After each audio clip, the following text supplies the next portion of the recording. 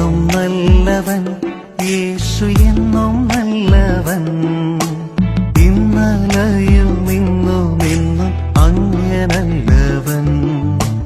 ഇന്നലെയും ഇന്നും എന്നും അങ്ങനല്ലവൻ.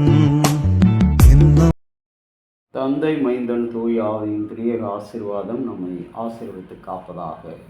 கிறிஸ்து இயேசுவுக்குள் பிரியமான அன்பு இறை மக்களே, பரிசுத்த யோவானின் பாலைவன சத்தமாக உபாகமம் 13ஆம் அதிகாரம் 5வது வசனம்.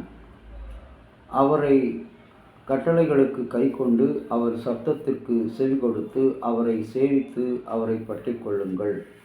அந்த தீர்க்கதரிசியாவது சொப்பனக்காரராவது கொல்லப்பட வேண்டும் என்று ஆண்டவர் எச்சரிக்கிறார்.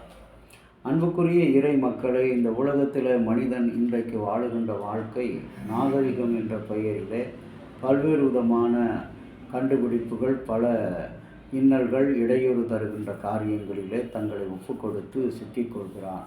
இதுதான் இன்றைக்கு நிதர்சனமான உண்மையாக இருக்கிறது. ஒரு சமயம் ஒரு அருமையான சகோதரன் காரை ஓட்டி கொண்டு வரும்பொழுது அவன் பின்னோக்கி செலுத்தும் பொழுது பின்னே நடந்திருந்த ஒரு பெண்மணி மீது மோதி விடுகிறான்.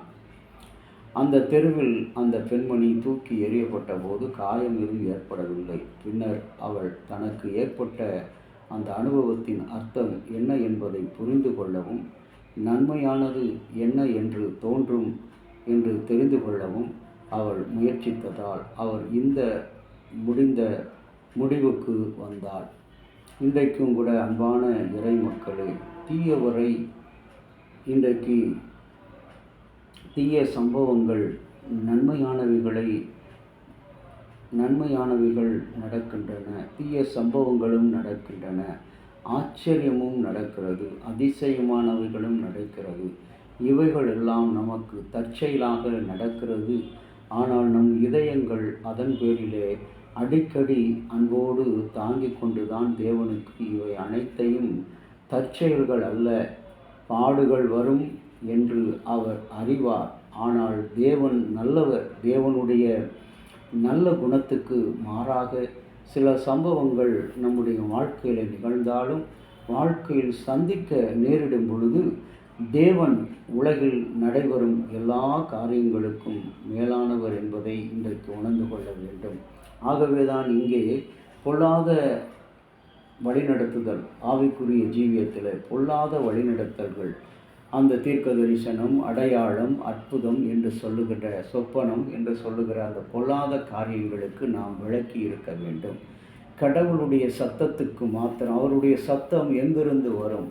நம்முடைய சிந்தையிலே உதிக்கிற நல்ல பல சிந்தனைகள், நம்முடைய இருதயத்திலே தோன்றுகிற நல்ல பல காரியங்கள், இவைகள்தான் கடவுளுடைய சத்தமாக இன்றைக்கு தொனித்து கொண்டிருக்க வேண்டும்.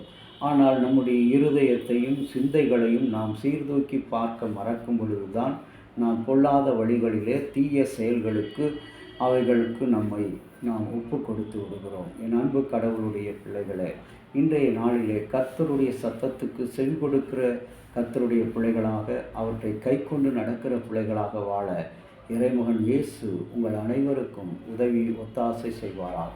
ஜெபிக்கலாம். அன்பு நிறைந்த கடவுளே, ஆசீர்வாதமான இந்த நல்ல நாளுக்காக நன்றி செலுத்துகிறோம்.